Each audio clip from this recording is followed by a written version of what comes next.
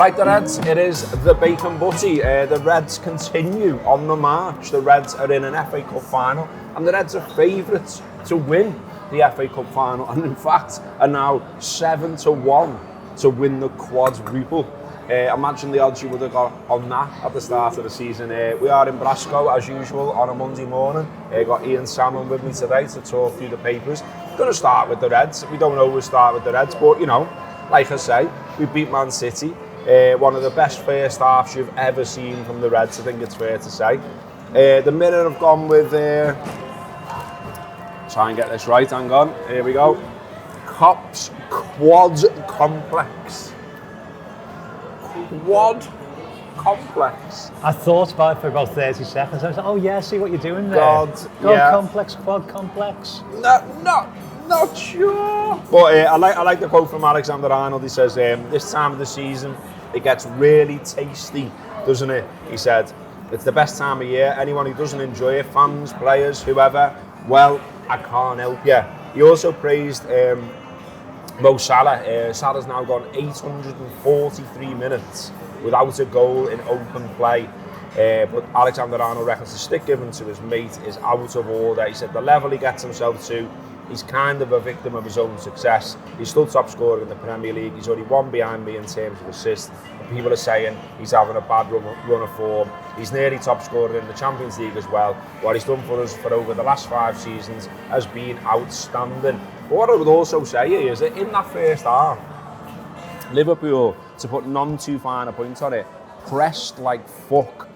And Mo was part of the pressing like fuck. So okay, he might not have scored and all the rest of it, and he's gone all of those minutes. But he was part of the machine that absolutely crushed Man City in that first half. Completely. Mo was brilliant at the weekend, and what I found was, because I was sat quite high up, I was on like the 3rd tier.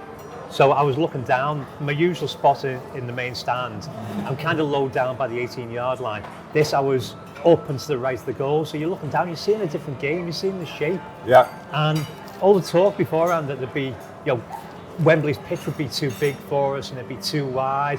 The width of it made City wide, and you could see the pockets we were playing in. You could see what we thought about in our positional sense. You could also see where Pep had gone, right, you two move in between the centre-backs at the beginning of the second half, because that's where they suddenly had some joy from. You could see where Naby was playing all the time. And you could see the work rate Mo put in. And I was looking at the end of the game going, Trent wasn't really involved. No, Trent was a perfect defender. We didn't get the usual Trent marauding forward, putting balls in, but we got his perfect defensive game. That, I think, for me, one of the joys of being really, really old is having seen lots of other games. That is the best 45 minutes I've seen us play. And I might reappraise this in a couple of weeks when I calm down, but that's the best 45 minutes I've seen us play since the Forest 5-0 game. It was absolutely immaculate. You couldn't want for a more commanding performance. We controlled everything. All we wanted was a quick start. And we got a quick start, and we got absolute dominance. And City now, this idea, I've seen a lot of, I heard that the stats make it look quite even.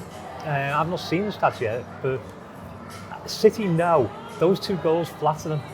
And it wasn't a 3-2 game, and they were never actually in the game at any point. Not really, no. I mean, they finished better. I thought Liverpool... They finished a little bit better. Liverpool tired a bit towards the end, I thought. You got to with this understandable. Yeah, it was 100 miles an hour how they started, but yeah, there wasn't really any jeopardy there. It's not too much anyway. Henry Winter in the Times gives a shout to Sadio Mane. He says, the man of the match again. He's the man for the big occasion, scoring his past 3 starts against Benfica away in the Champions League, City away in the Premier League, and now City at Wembley in the FA Cup. His 50th appearance of the season brought his 20th and 21st goals. He says, what a year Mane is having. He's led Senegal to AFCON glory and to the World Cup. And with Mo Salah slightly off the pace, the 30-year-old is even more important. His contract expires next year, and Liverpool's owners, Fenway Sports Group, must be wary of long contracts. But Mane is low maintenance in the form of his life and has to be worth keeping.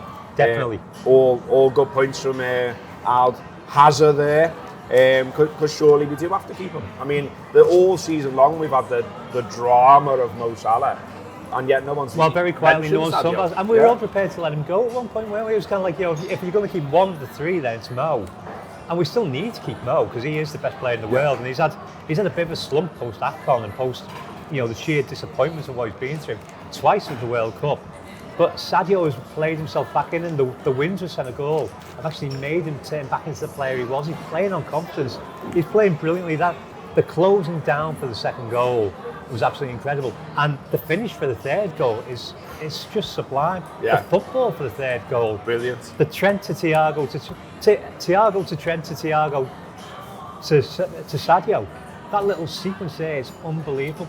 I think very quietly at the weekend we saw a new first 11 establish itself, because that now looks like a starting 11. It looks like Jota could easily fall down to the 4th position at the moment, and it looks like Henderson could be out, because that 11 played brilliantly, and we're in a position where there were about 5 players that are going to be man of the match for us.